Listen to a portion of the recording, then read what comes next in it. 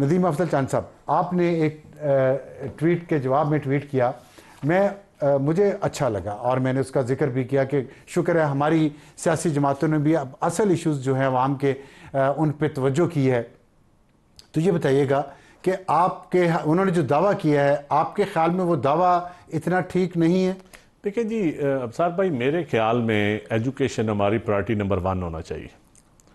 और बड़ी अच्छी बात है, आप बसेस भी चलाएं, आप दूसरे काम भी करें, लेकिन नंबर 1 एजुकेशन, नंबर 2 हेल्थ और लॉ एंड ऑर्डर पे भी यकीनन ये जो अब असले पे भी कल 2 दिन पहले प्रेस कॉन्फ्रेंस की आईजी ने, पंजाब हुकूमत का बड़ा अच्छा इकदाम है। अगर ये इम्प्लीमेंट हो जाता है असले से पाक पंजाब कम अज़ कम, तो ये बहुत अच्छी बात है।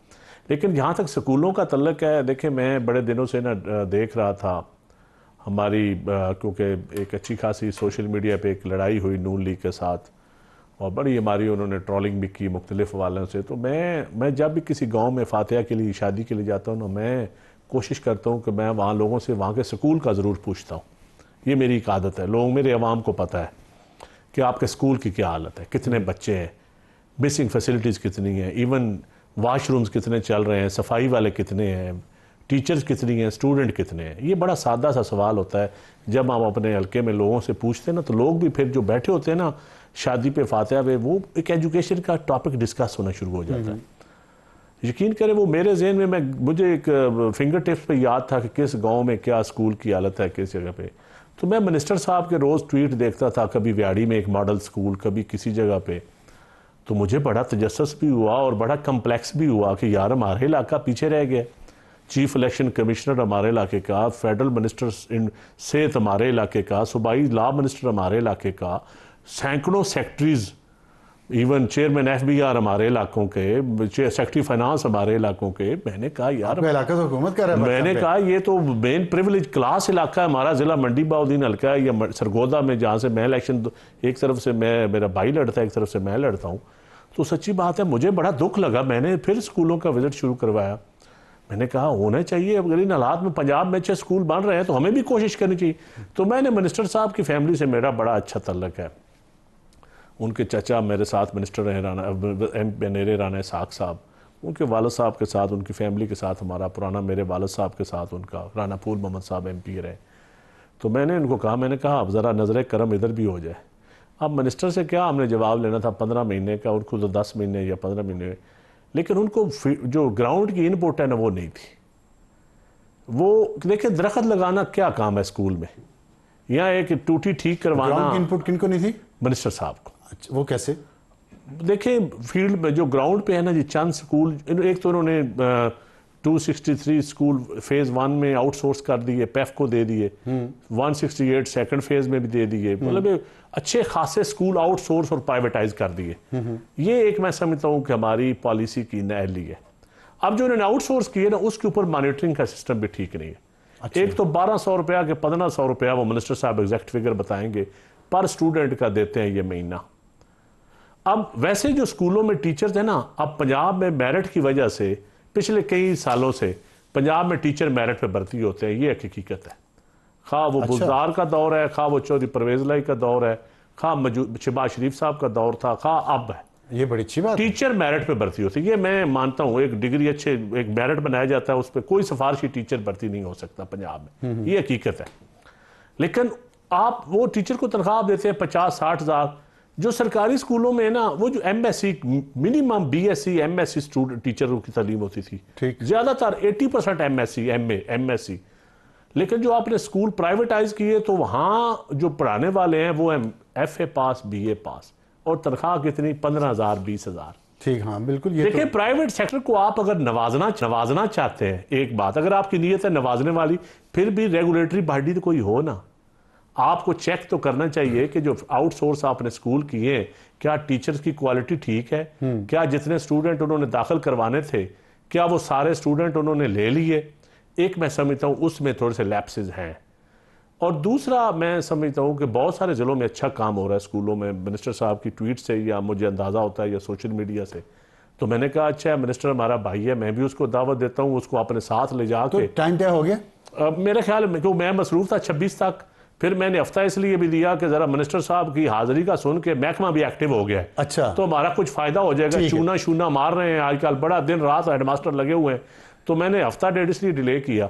और अब आज मेरे ख्याल आपके प्रोग्राम में अभी पहली दफा मुलाकात होगी जी, आ रहे हैं वो आगे। तो मैं उनको कहूंगा कि अगले 2 दिनों में जब भी वो हुक्म करेंगे तो मैं उनको साथ ले जाके सारे स्कूल विजिट करवाऊंगा, और उनके आने से यकीन मानिए सिर्फ अपने किसी को नीचा दिखाना मकसद नहीं है मेरा, मैं लाइव कह रहा हूं। लेकिन मुझे पता है कि मिनिस्टर साहब आएंगे तो एक तो उनको ग्राउंड रियलिटी का पता चलेगा, एक उनको पता चलेगा कि ये महकमा एजुकेशन के नीचे हो क्या रहा है, दूसरा हमारे स्कूलों की हालत मजीद बेहतर हो जाएगी। ठीक है राणा साहब, वेलकम टू द शो। और आप मसरूफ थे एक फुटबॉल मैच में, उम्मीद है कि आपकी टीम जीत गई होगी या दोनों टीमें आपकी होंगी।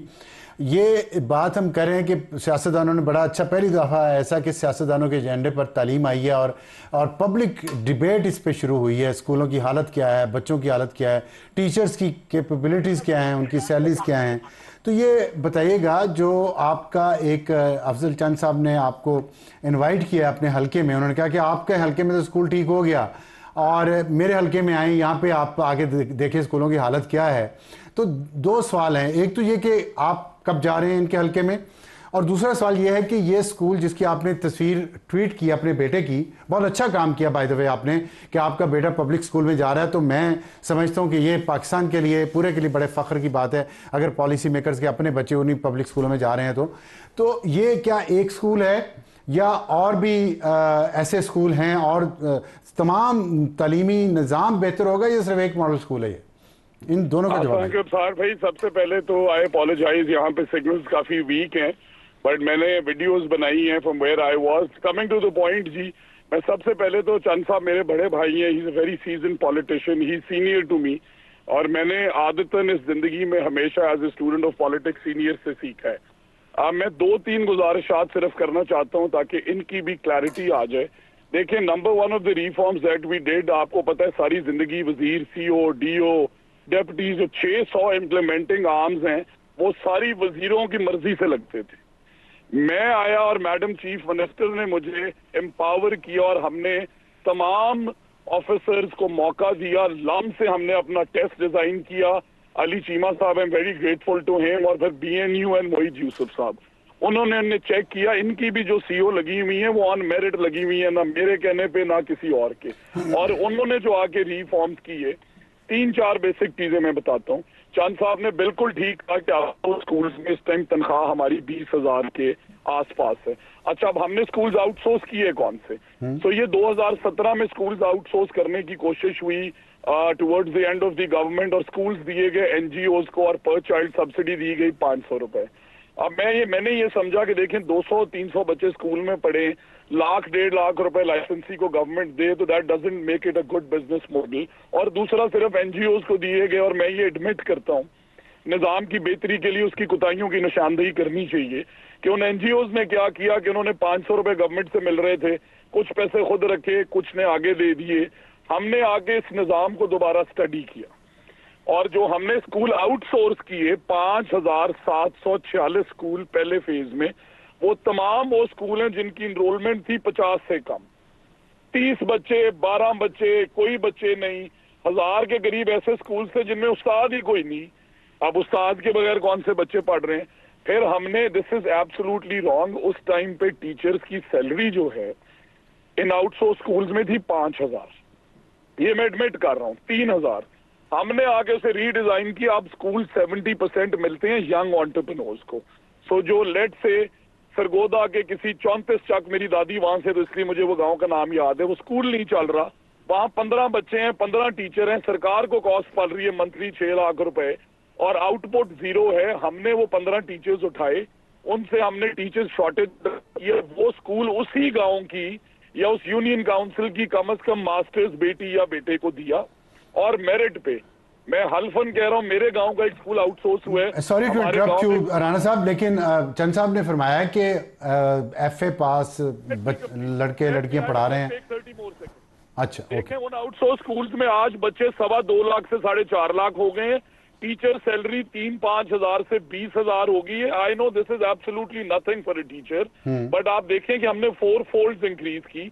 सरकारी स्कूलों के अंदर हमारी इनरोलमेंट पिछले साल 11 लाख थी, इस साल अल्हम्दुलिल्लाह 27 लाख है।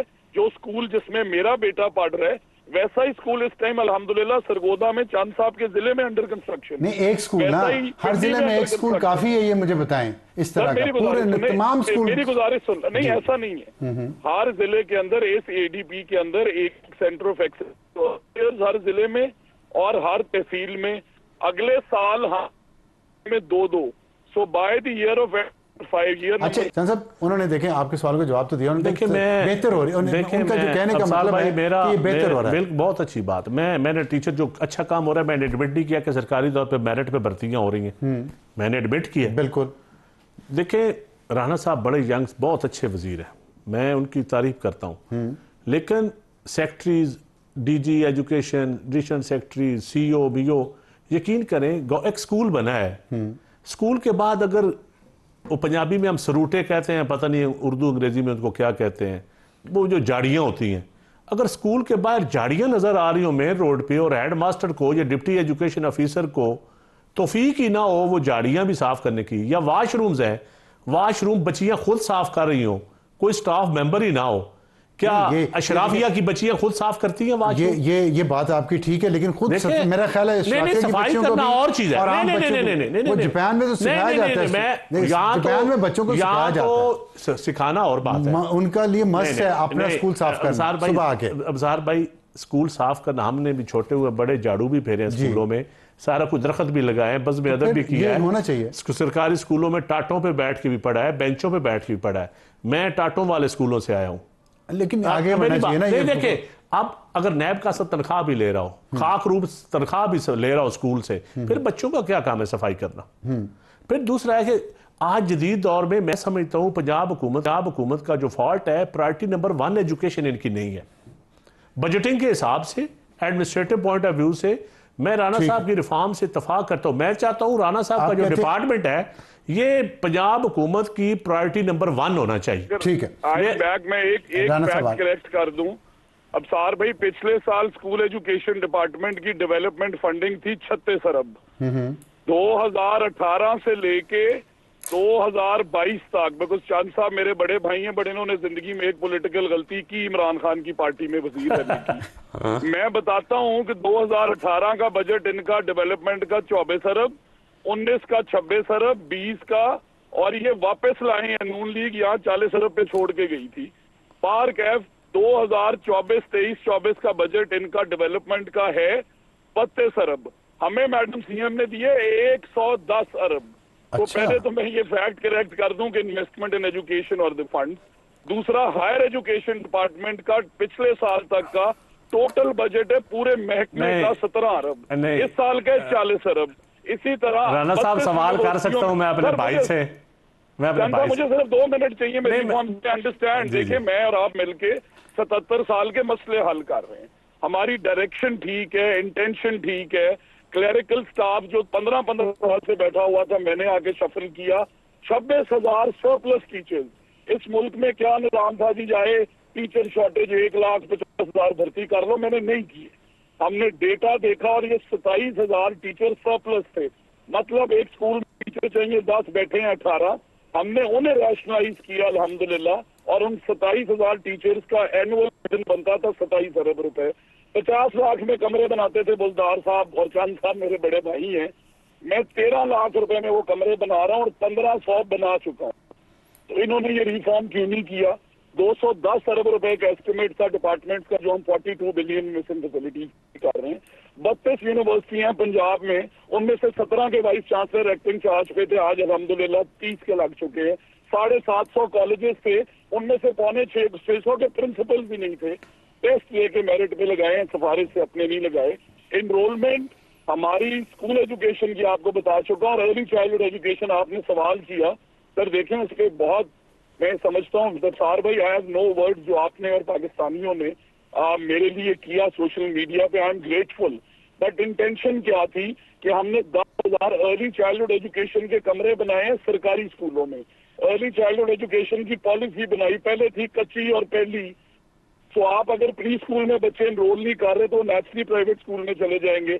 इसी तरह 11 लाख बच्चों को हर रोज एजुकेशन दे रहे हैं, और अच्छा, राणा साहब मैंने सवाल पूछा था 1 लाख बच्चे इनरोल हुए कि सेंटर ऑफ एक्सलेंस जो है स्कूल हर जिला में एक, उसको किस तरह चूज करते हैं आप, क्या क्राइटेरिया? अर्ली चाइल्डहुड एजुकेशन के रूम्स को जी नहीं, स्कूल को, सेंटर ऑफ एक्सलेंस जो एडीबी का भी आपने कहा हर जिले में एक बनाना, जिसमें आपका बच्चा जा रहा है। अच्छा, अबसार भाई बहुत अच्छा सवाल किया। हम एक रुपया केपेक्स नहीं लगाते। जिस तरह जहां मेरा बेटा पढ़ रहा है, ये 1988 की बिल्डिंग बनी हुई है। पिछले साल तक सिर्फ 50 बच्चे चिल्ड्रंस लाइब्रेरी में आते थे। हम रेडी बिल्डिंग जो मुख्तलिफ हमारे पास पड़ी हुई हैं उन्हें रीडू कर रहे हैं और मार्केट बेस्ड सैलरीज पे टॉप टीचर्स को और प्रिंसिपल्स को रख रहे हैं। मैं कह रहा हूं चूज कैसे करते हैं कि ये स्कूल सेंटर ऑफ एक्सलेंस बनना है? चूज कैसे करते हैं? क्या सिर्फ एमपीए के गांव के स्कूल पहले सेंटर ऑफ एक्सलेंस बनेंगे या कोई मेरिट है इसका? सर, सेंटर ऑफ एक्सीलेंस का मेरिट सबसे बड़ा ये है कि पहले डिविजनल हेडक्वार्टर और फिर डिस्ट्रिक्ट हेडक्वार्टर, किसी एमपीए का ताल्लुक नहीं है। उसके बाद तहसील हेडक्वार्टर और उसके बाद हम 5वें साल जाएंगे यूनियन काउंसिल में। इसी तरह सेंटर ऑफ एक्सीलेंस जो 300 बन रहे हैं आम स्कूल जो हमने कमाल के बनाने वो भी 302। तो ये सेंटर ऑफ एक्सीलेंस ही रहेंगे या ये वाला क्राइटेरिया, ये वाले स्टैंडर्ड्स तमाम स्कूलों में जितने भी पंजाब के स्कूल हैं सब में आएंगे? अफसार भाई, मैं आपसे ये रिक्वेस्ट करता हूँ कि जब जनवरी फरवरी में हम सरगोदा वाला मुकम्मल करेंगे, आप और चांद साहब मेरे साथ चलें। ठीक है। मैं तो राणा साहब अभी भी आपको ले जाऊंगा, जबरदस्ती ले जाऊंगा। मैं आपको अपने हल्के में आखिरी बात, मुझे इन्होंने इनवाइट किया है बट ने मुझे कहा था 26 के बाद। मैं 28 तारीख को भावलपुर हूँ, चेक डिस्ट्रीब्यूशन 29 को तो आप भाईजान जनवरी के पहले हफ्ते के बाद आपके पास मैं सर जनवरी के फर्स्ट वीक में मैं आपको साथ लेके चलूंगा। नवंबर सॉरी आई अपोलोजाइज, नवंबर के फर्स्ट वीक में। ठीक है, नवंबर के फर्स्ट वीक। मैं भी ये सोच रहा था कि जनवरी तो बहुत दूर है। मैं 2 दिन रहूंगा, मैं सरगोदे भी जाऊंगा, मैं खुशाब भी जाऊंगा। नहीं, मैं आपको सरगोदा और मंडी बाउलदीन, मैं 2 जिले आपको पहले फिराऊंगा और मैं 2 जिले 2 दिन आपको। और यकीन जानिए, अभी आपने सिर्फ आने का ऐलान किया है तो बड़ा चूना शुरू हो गया है, बड़ा पॉजिटिव चेंज आनी शुरू हुई है। तो मैं समझता हूं जब आप आएंगे और उससे पहले मैं आपको फोटो दिखाऊंगा और 1 हफ्ते के अंदर उन्होंने तस्वीर चेंज करने की कोशिश की। मुझे खुशी हुई है, मुझे इस पे मलाल नहीं है, मुझे खुशी है। मैं चाहता हूं अभी आप नवंबर के फर्स्ट वीक में डेट जब भी आप अनाउंस कर देंगे, आप मुझे टेलीफोन कर दीजिएगा। और मैं आप यकीन करें, आपके आने से पंजाब में इन 2 जिलों में मुझे यकीन है कि तब्दीली आएगी। लेकिन आपको अपनी पॉलिसी बनाने में भी बड़ा बेहतर महसूस करेंगे जब ग्राउंड रियलिटी आप देखेंगे ना कि इन जिलों में। गुजारिश है आप हमें ये शाबाश दें कि हम 50 लाख का कमरा जो बिल्डिंग डिपार्टमेंट बनाता था हम 13 लाख में। भाईजान मेरे हल्के में तो बना नहीं, मैं कैसे शाबाश दूं? मेरे हल्के में तो एक भी नहीं बना। गुजारिश ये है कि आपके हल्के में मैं आपको दिखाऊंगा। मेरे हल्के में एक भी नहीं बना। मैं आपको बताऊं, मेरे हल्के में मैं यकीन जानिए, आप जब आएंगे ना तो आप अपने कुलीग्स को जाके सोटियों से मारेंगे, मुझे यकीन है। ये तशद्दुद ना करें, वैसे एक्शन मारेंगे कानून के मुताबिक। मैं राना याद के बेटे को जानता हूं ना, ये जरूर उनसे बात करेगा, जाके बात करें। लेकिन छोड़िए, मैं सोटिया मजाक कर रहा हूं ना, सोटिया आगे बच्चों पे लगाएंगे। नहीं चांद साहब, मैं एक गुजारिश देखें, पीपल्स पार्टी हो, पीटीआई हो, जो भी जमात हो, मकसद है तालीम की बेहतरी। अगर 77 साल में वो चीजें इम्प्रूव नहीं हुई, हमारे आने से होगी है तो हम अल्लाह का शुक्र अदा करते हैं। चलें, हमारी किसी से जंग नहीं है। हम तो चाहते हैं लोग हमारा बाजू बने, हमारे साथ आए। हमारी जिस तरह आपने कहा कि वो मेरे हल्के का एक स्कूल, बाखुदा मैंने आज तक उस जर्नलिस्ट से बात नहीं की। मैंने कहा ये हमारी गलती है, हम करेक्ट करेंगे। और इसी तरह 55,000 स्कूल है। We are doing our best. मैं आपको बताऊंगा आपके हल्के के अंदर राणा साहब और चंद साहब स्कूलों में इसी रूम्स बनाए, कितने स्कूल। मैं कहता हूं जी, आप आएंगे हम आपको प्राइवेट बंदे भी देंगे, हम आपको डोनर भी देंगे। आप आए, आपको डोनर भी देंगे जो गवर्नमेंट के अलावा। ये तो बहुत अच्छा हो गया, लोग काम करने के लिए तैयार हैं। लोग आपकी जो आपकी ब्यूरोक्रेसी है ये लोगों को एंगेज ही नहीं कर रही। यकीन जानिए लोग मैं आपको बताऊंगा कि आपके जिले में 62 करोड़ रुपए इन 2 अजला में रामनाय से हम डोनेट करा चुके हैं। आपके दोनों अजला के अंदर में आपको मैट्रिक ठीक है भाईजान, नवंबर के फर्स्ट वीक में आपको कंप्यूटर लैब। मैं शुक्रगुजार हूँ, मैं आपका शुक्रगुजार हूँ और तमाम पाकिस्तानियों का जो निशानदेही करते हैं मसाइल की, और मैं स्पेशली अब बस आप एक दो दिनों में भाईजान डेट अनाउंस कर दीजिएगा, एक दो दिनों में डेट अनाउंस कर दीजिएगा, राणा आप साहब, बता दीजिएगा शेड्यूल अपना चंद देख। साहब, सर आपको फोन करके मैं शेयर करूंगा और फोन करके आपसे मुझे भी बता दीजिएगा, मैं भी आ जाऊंगा। और राणा साहब बहुत शुक्रिया आपने, अंसार साहब को भी दावत दे लें, इनको भी हम साथ में चलेंगे। अंसार भाई आई विल बी ऑनर्ड, आप भी, बल्कि आप हमारे जज भी हैं, हमारे नहीं जज, मैं आपसे हमें जज ना बनाएं, नहीं करना, एंकर्स को मैं जज ना बनाएं। आपको विनर बनाऊंगा, जीतेंगे आप, मैं आप मेरे हल्के में आएंगे, मेरे मेहमान हैं, आपसे मेरा मुकाबला नहीं होगा, मैं उन लोगों में से नहीं हूं ना, मेरा वो खानदानी पस मंजर है, जीतेंगे आप ही, मैं आपको जितवाऊंगा, लेकिन अपने इलाकों की जब आप निशानदेही देखेंगे, मैं जज आप बनेंगे, आपके अलावा राणा सिकंदर के अलावा और कोई जज नहीं होगा। चलें, ग्रेट जी, मैं राणा सिकंदर साहब को जज बनाऊंगा या आपके वालिद साहब को बनाऊंगा, मुझे और कोई जज नहीं कबूल। और मैं राणा साहब, चंद साहब, बहुत अच्छी गुफ्तगू हो रही है, लेकिन वक्त हमारे पास बिल्कुल कम है, और ये है वो डिस्कशन, ये है वो टॉपिक्स जिसमें सियासतदानों को काम करना चाहिए। बहुत खुशी की बात है पाकिस्तान पीपल्स पार्टी से और पाकिस्तान मुस्लिम लीग नून से ये दोनों यंग सियासतदान एक ऐसे मौजू पे बात कर रहे हैं जिसमें आवाम की और उनके बच्चों की भलाई है। उम्मीद है बाकी सूबाई हुकूमतें भी यही सीखेंगी और इसी तरह उनके नुमाइंदे भी अपने अपने अवाम की फलाह बहबूद के लिए काम करेंगे।